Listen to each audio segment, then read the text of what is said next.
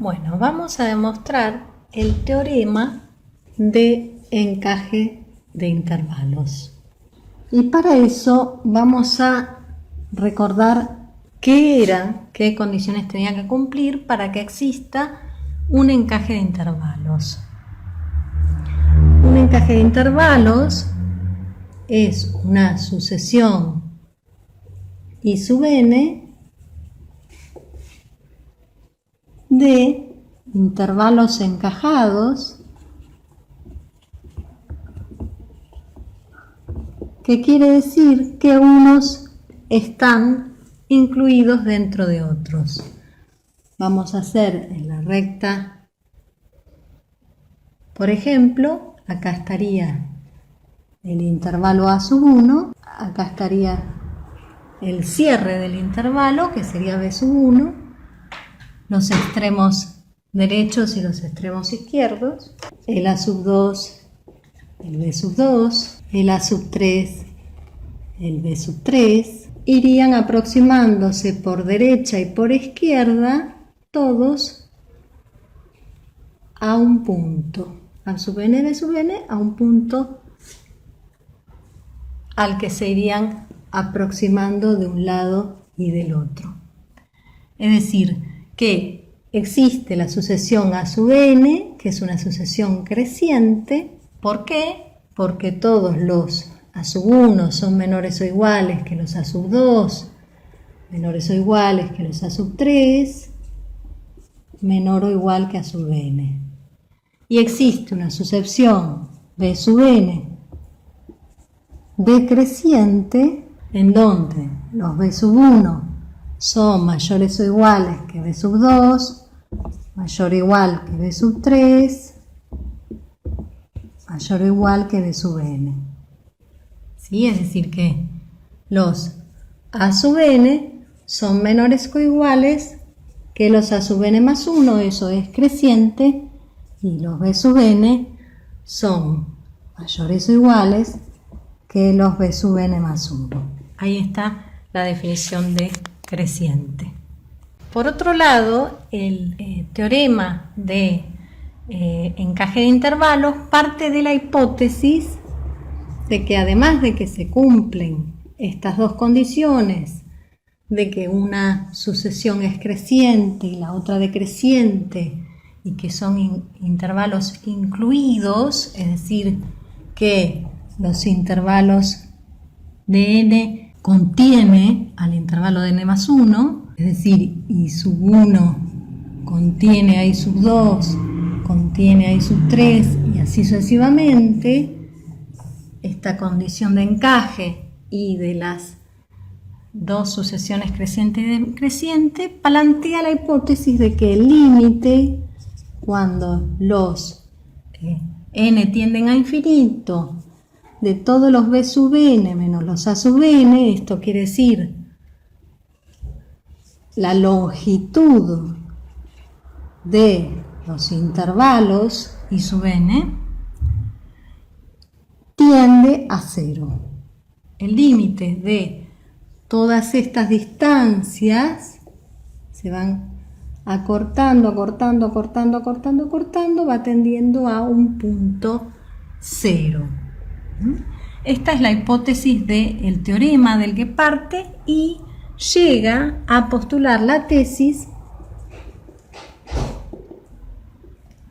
que es que la intersección de los intervalos infinitos es un punto X, es decir que sea I sub n con los n mayores o iguales que 1 un encaje de intervalos, se cumple además esta hipótesis de que las longitudes tienden a 0, entonces podemos decir que existe un único número real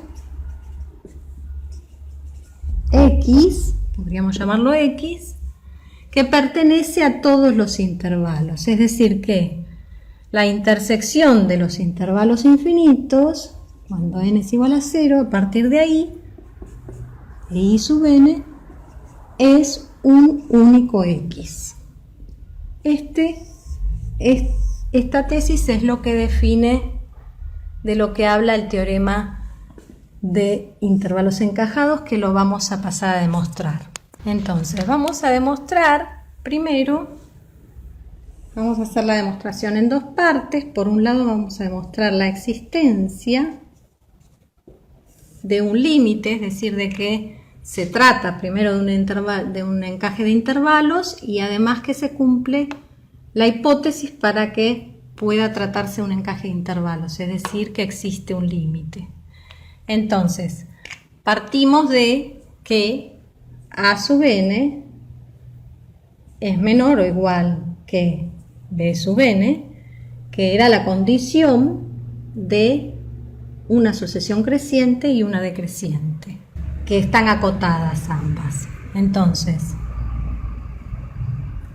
si habíamos dicho que A sub n es menor o igual que A sub n más 1 y B sub n es mayor o igual que B sub n más 1, entonces podemos definir, por ejemplo, en la recta numérica, si acá estuviera A sub n, acá estuviera B sub n, y acá estuviera un A sub k, y acá estuviera un B sub k, B sub j, pongámosle, B sub j, siendo n mayor que k y que j, entonces podríamos decir, viendo así los intervalos, que A sub k es menor o igual que A sub n, que es menor o igual que B sub n, que es menor o igual que B sub j.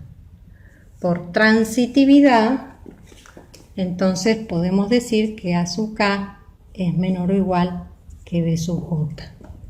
Y acá hacemos una salvedad, que es la siguiente. Nosotros recordamos que era una cota inferior y que era una cota superior. Es decir, cualquier término de A puede ser cota inferior de B sub n y cualquier término de B sub n puede ser cota superior de A sub n. Recordemos que cuando una sucesión es acotada tiene un conjunto acotado inferiormente, que son las cotas inferiores, y un conjunto acotado superiormente, que son las cotas superiores. Entonces, podemos decir que queda esto demostrado porque definimos que A sub k tendría que ser,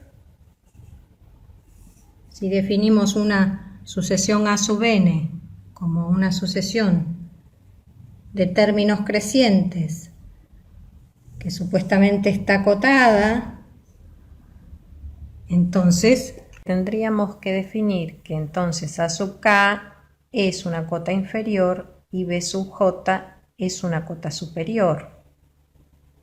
Así como está establecida la desigualdad, acá graficamos A sub n como una sucesión creciente que estaría acotada superiormente por B sub j, y acá la sucesión B sub n como una sucesión decreciente acotada en algún punto y estaría acotada inferiormente con A sub k. Entonces podemos decir que A sub k es una cota inferior de B sub n y B sub j es una cota superior de A sub n. Entonces nosotros sabemos que por la propiedad fundamental de las sucesiones, sabemos que si una sucesión es monótona y además está acotada superiormente o inferiormente, si está acotada superiormente, debería tener un supremo que sería límite. Y si está acotada inferiormente, debería tener un ínfimo que sería a su vez el límite. Entonces podemos definir cómo este puntito de acá y este puntito de acá, este podríamos llamarlo A y este podríamos llamarlo B, como evidentemente el supremo de A sub n, cuando n pertenece a los naturales, y B como el ínfimo de B sub n con n perteneciente a los naturales. Y el supremo sería la menor de las cotas superiores y el ínfimo la mayor de las cotas inferiores. Entonces podríamos definir también que existe un límite. Y ahí ya comprobamos la existencia de un límite de A sub n cuando n tiende a infinito, que es A, y de un límite de B sub n cuando n tiende a infinito, que es B.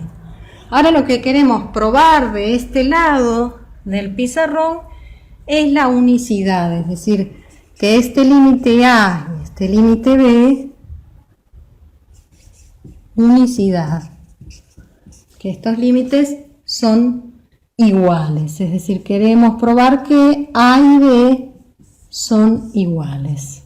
Quiero probar que.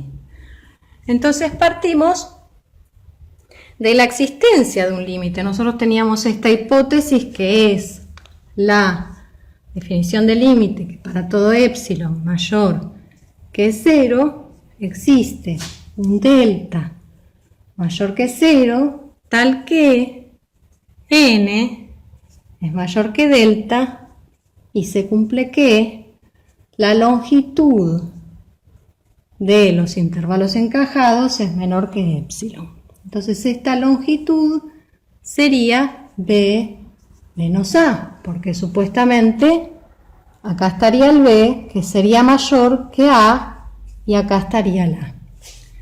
Entonces b menos a tendría que ser positivo, porque si b es mayor que a, b menos a tendría que ser positivo.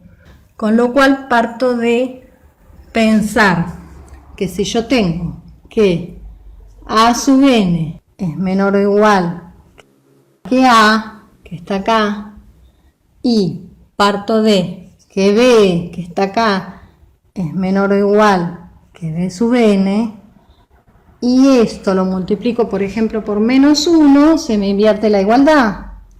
Me quedaría que menos a sub n es mayor o igual que menos a, y me quedaría que b sub n es mayor o igual que b. Si esto lo sumo, me queda que b sub n menos a sub n es mayor o igual que b menos a. Y yo sé que esto es mayor que 0, con lo cual puedo definirlo como algo mayor que 0 porque se tratan de distancias, ¿verdad? Siempre distancias, y sé que el b es mayor que el a. Y yo ya sabía que esto que está acá, por mi hipótesis de el teorema de encaje de intervalos del que parte esa hipótesis, tiende a 0. Con lo cual, si esto tiende a 0 y esto tiende a 0, por teorema del sándwich sé que esto, b menos a, tiende a 0. Y si esto es igual a 0, entonces b tendría que ser igual a a, con lo cual queda esto demostrado. Y de acá puedo decir que este es mi x. X es igual a b, igual a, y entonces puedo ya comprobé la existencia de un x que pertenece a la intersección de intervalos infinitos de el encaje de intervalos, que es lo que define y de lo que postula el teorema de encajes de intervalos.